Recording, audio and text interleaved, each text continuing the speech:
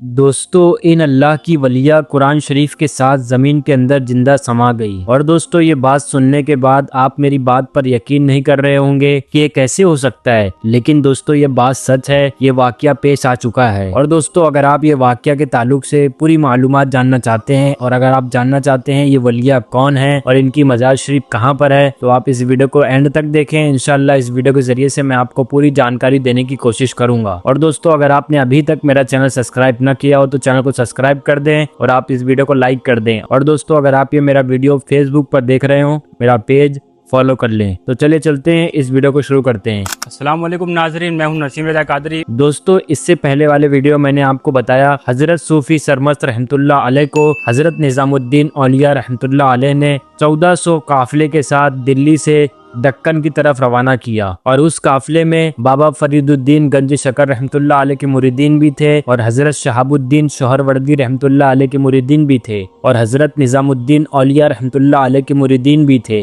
پھر آپ کا یہ قافلہ دلی سے کئی شہر، کئی قصبے، کئی جنگل کا سفر کرتے ہوئے کرناٹکا کی سگر شریف پر آ کر پہنچا، جہاں آج آپ کا یہ مزار شریف موجود ہے۔ پھر سگر شریف میں پہنچنے کے فوراً ہی بعد آپ نے دین اسلام کی تبلیغ کا کام شروع کیا۔ آپ لوگوں کے پاس جاتے اور اللہ اور اس کے رسول صلی اللہ تعالیٰ علیہ وسلم کا پیغام ان کو سناتے۔ آپ کے زبان کی تاثیر اور آپ کے اچھے اخلاق کو دیکھ کر کئی غیر مسلمانوں نے دین اسلام کی دعوت کو قبول کیا اور وہ مسلمان ہو گئے، اور ساتھ ہی ساتھ کئی چھوٹے چھوٹے گروپس بنا کر شہروں میں ان گروپوں کو، ان قافلوں کو روانہ کرتے ہیں تاکہ وہ لوگ بھی الگ الگ جگہوں پر جا کر دین اسلام کی تبلیغ کا کام کو انجام دیں۔ جب آپ کا یہ تبلیغ کا کام بڑے زوروں شوروں سے چل رہا تھا، لوگ بڑی بڑی تعدادوں میں مسلمان ہو رہے تھے، تو وہاں پر موجود ایک راجہ جس کا پایا تخت کمپلیٹ تھا، وہ راجہ پوری شدت کے ساتھ آپ کی مخالفت شروع کر دی اور وہ آپ کا سخت دشمن بن گیا۔ پھر اس راجہ نے اپنے لشکر کے ساتھ حضرت صوفی سرمست رحمت اللہ علیہ پر حملہ کر دیا اور ایک بڑی جنگ کی شروعات کر دی۔ پھر حضرت صوفی سرمست رحمت اللہ علیہ کو مجبوراً اس کو جواب دینا پڑا،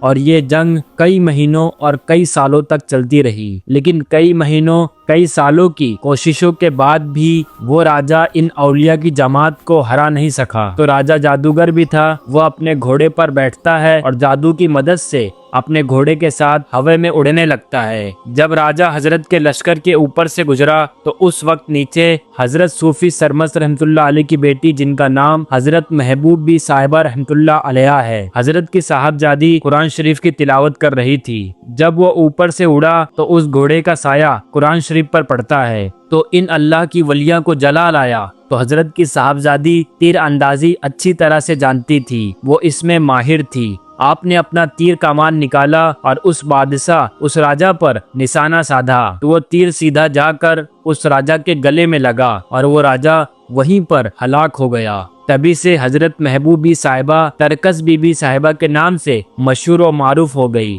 پھر جب یہ بات حضرت صوفی سرمست رحمت اللہ علیہ کو پتہ چلی تو آپ ناراض ہوئے کہ تیر چلانے کی کیا ضرورت تھی، ہو سکتا ہے کہ وہ راجہ آگے چل کے ایمان قبول کر لیتا۔ جب ترکس بی بی رحمت اللہ علیہ کو والد صاحب کی ناراضگی کا پتہ چلا تو آپ نے زمین کو حکم دیا کہ تو مجھے اپنے اندر سما لے۔ تو زمین نے آپ کے حکم کی تعمیر کی اور آپ قرآن شریف کے ساتھ زمین کے اندر زندہ سما گئی۔ اللہ اکبر۔ جب آپ زمین کے اندر تشریف لے گئیں تو آپ کی چوٹی کے بال کا ایک تھوڑا سا حصہ باہر ہی رہ گیا، پھر اس کے اوپر ایک چھوٹی سی مزار شریف بنا دی گئی، اور ابھی جو آپ مزار شریف کی زیارت کر رہے ہیں یہ انہی کی مزار شریف ہے۔ اس راجہ کے مرنے کے بعد 672 ہجری میں جنگ ختم ہوئی۔ پھر 7-8 سال تک حضرت صوفی سرمست رحمت اللہ علیہ اسی طرح دین اسلام کی تبلیغ کرتے رہے، اور اس جنگ میں جو ایک لمبی جنگ چلی تھی، اس جنگ کے درمیان کئی سارے اولیاء اللہ شہید ہوئے تھے، تو ان تمام شہداء کو سگر شریف ہی کی سرزمین پر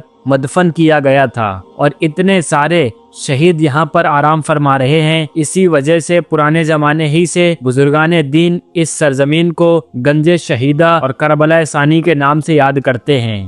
پھر 16 صفر 680 हिजरी में हजरत मोहम्मद महमूद फारूकी अलमारूफ सूफी सरमस्त असदुल औलिया रहमतुल्लाह अलैह का विसाल हुआ। जब आपका विसाल हुआ उस वक्त आपकी उम्र शरीफ 121 साल की हो चुकी थी। हजरत सूफी सरमस्त रहमतुल्लाह अलैह के कुल 4 बेटे थे, हजरत फरीदुद्दीन सरमस्त, हजरत निजामुद्दीन सरमस्त और हजरत शहाबुद्दीन सरमस्त। ये तीनों बेटों को कोई औलाद न थी। फिर आपके चौथे बेटे हजरत ताजुद्दीन मुनव्वर बादशाह सरमस्त रहमतुल्लाह अलैह को औलाद हुई और उन्हीं से हजरत सूफी सरमस्त रहमतुल्लाह अलैह का सिलसिला नसब और सिलसिला खिलाफत जारी व सारी है। आपकी कुल 3 बेटियां थी। नाजरीन, हजरत सूफी सरमस्त रहमतुल्लाह अलैह की बारगाह में हजरत ख्वाजा बंदा नवाज रहमतुल्लाह अलैह भी हाजिरी दिया करते थे और इनका वाकया एक बड़ा मशहूर है। इंशाअल्लाह वो वाकया मैं आपको दूसरे वीडियो में बताऊंगा। नाजरीन, हजरत सूफी सरमस्त रहमतुल्लाह अलैह का उरुस शरीफ हर साल रबीउस सानी की 4 तारीख को मनाया जाता है। तो नाजरीन, ये थी आप रहमतुल्लाह अलैह की